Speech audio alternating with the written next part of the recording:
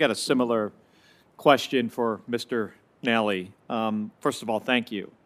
And thank you to the EIA for, thank you for your testimony on rising energy prices. I want to focus also on gasoline prices. This is affecting real people in my state who have real jobs, as Senator Marshall mentioned. AAA has ranked Arizona as one of the top 10 most expensive retail gas markets in the nation. As of today, the average price of regular unleaded gasoline in Arizona is $3.69. Yesterday, it was $3.62. Went up 7 cents in 24 hours. This is more expensive than the national average of yesterday, $3.41 per gallon. Energy analysts say the main reason is that crude oil consumption is exceeding global production, which was disrupted last year. We all know that. Although domestic oil consumption is returning to pre-pandemic levels, global production hasn't caught up.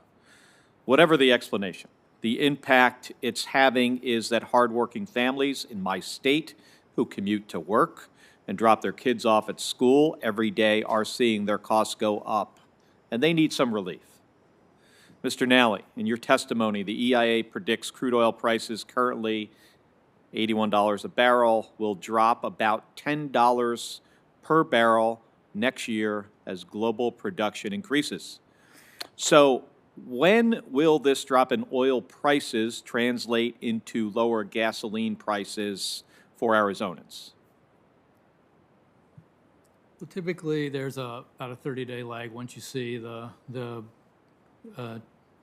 drop in crude oil prices to about 30 days before you actually see that in gasoline markets.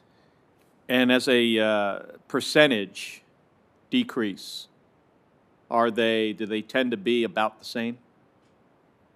Well, the cost of gasoline at the pump is roughly 50% of it's the price of crude oil. So if we see let's say a 12% decrease in the price of crude oil, would you expect a 12% decrease in the price of gasoline? I think roughly, yes. You probably have to pull out a calculator, but I think that's about right. My state receives most of its gasoline from refineries in California and Texas. If you remember to last February, Texas had the polar blast. It knocked out refineries and increased gasoline prices. Do you feel that Texas is better prepared this winter than they were last winter for this kind of event? Well, I think what Texas experienced is pretty unusual, pretty rare, but I believe Texas is putting some new rules and regulations in place to protect against that. Do you feel those new rules and regulations have resulted in change in their refinery infrastructure? I think we'd have to get back to you on that. I don't know that I have enough information to answer your question today. All right, I would appreciate that. And finally, can EIA project how gasoline prices might be impacted if refineries are knocked offline again this winter? Do you do any analysis, try to make any prediction if we see what we saw last February in Texas?